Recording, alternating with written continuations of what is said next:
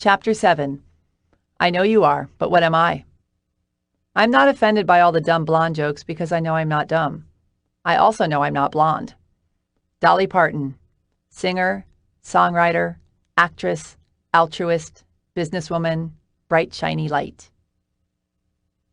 A friend of mine, a brilliant writer, once called me in a panic when she suddenly became frozen with fear over the subject matter of the book she was working on and could no longer bring herself to write it.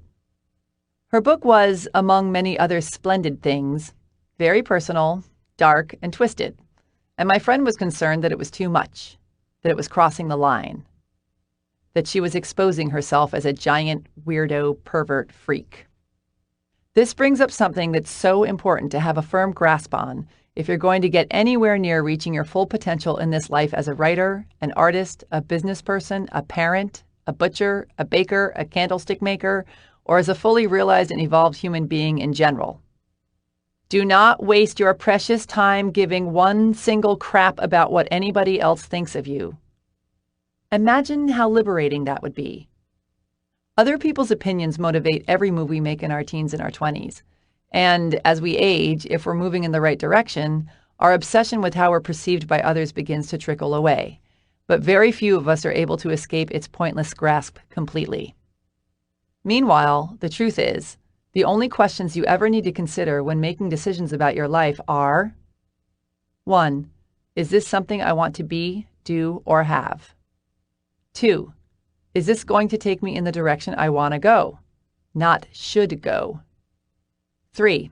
Is this going to screw over anybody else in the process? The definition of screwing someone over is taking their money and doing a lousy job, or destroying their water source, or enslaving populations, things like that. Your mother being disappointed, or your father disapproving, or your friends being outraged does not qualify as screwing someone over. We throw a wet blanket of ho-hummery over our lives when we live in fear of what others might think instead of in celebration of who we are. Yes, it's part of our survival instinct to care. Get booted from the tribe and you'll freeze to death or starve or be eaten by wolves. But because we have big brains and the ability to manifest anything we set our minds to, there is another version that's equally plausible. Get booted from the tribe and start or find another tribe that's more your style. You could not only wind up doing what you love, surrounded by people you adore, who you actually relate to, but you might one day realize you can no longer remember the names of the people whose approval you so desperately thought you would die without.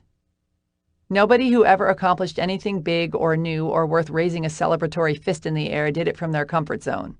They risked ridicule and failure and sometimes even death. Think of the Wright brothers. Can you imagine how that whole thing went down?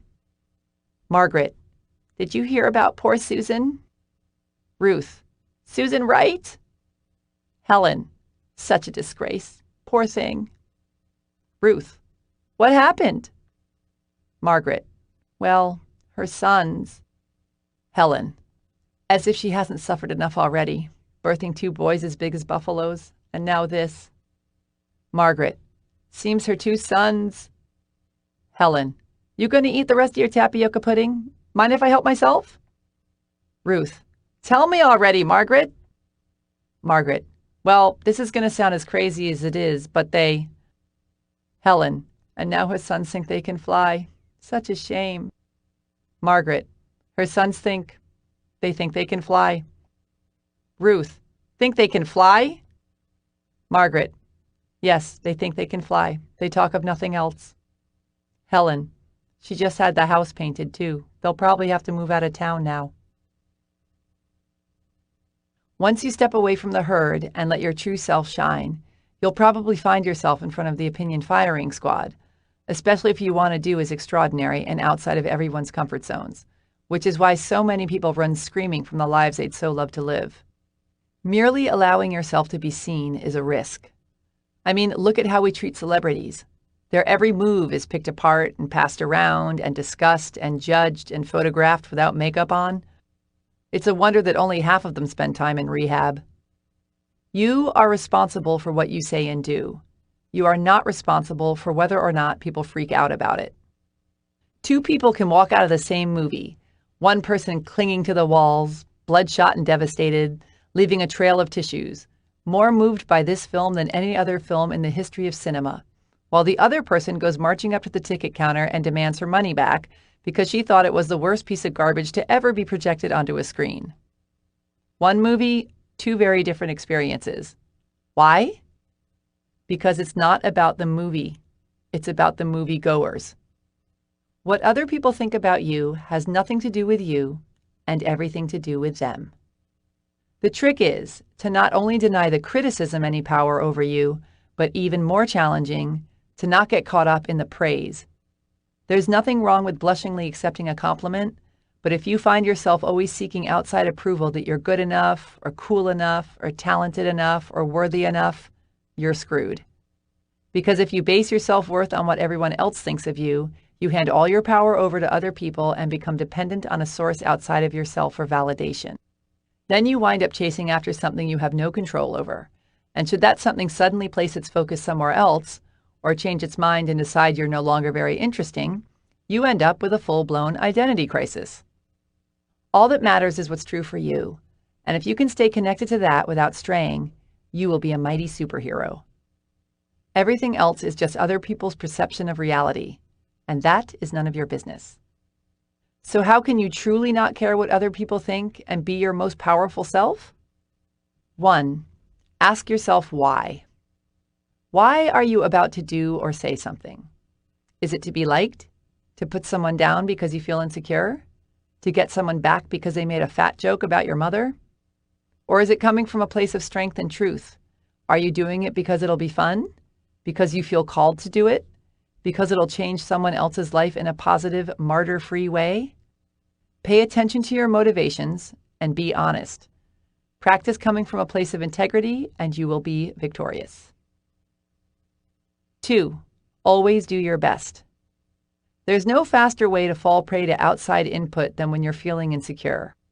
And there's no better way to feel insecure than knowing you half-ass something or don't really believe in what you're doing. No matter what it is, raising your prices or raising your children, if you do the absolute best you possibly can and come from a place of integrity, then you can be proud of yourself and not give a damn what anyone else thinks. 3. Trust your intuition.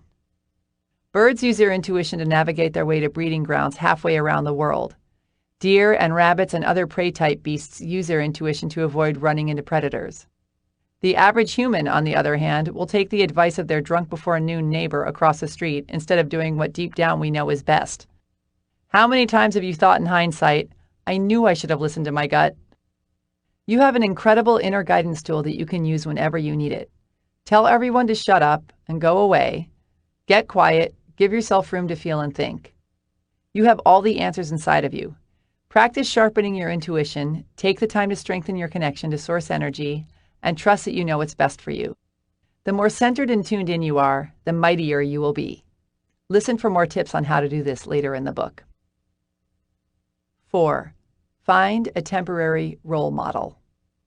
Find a mentor or a hero or a role model.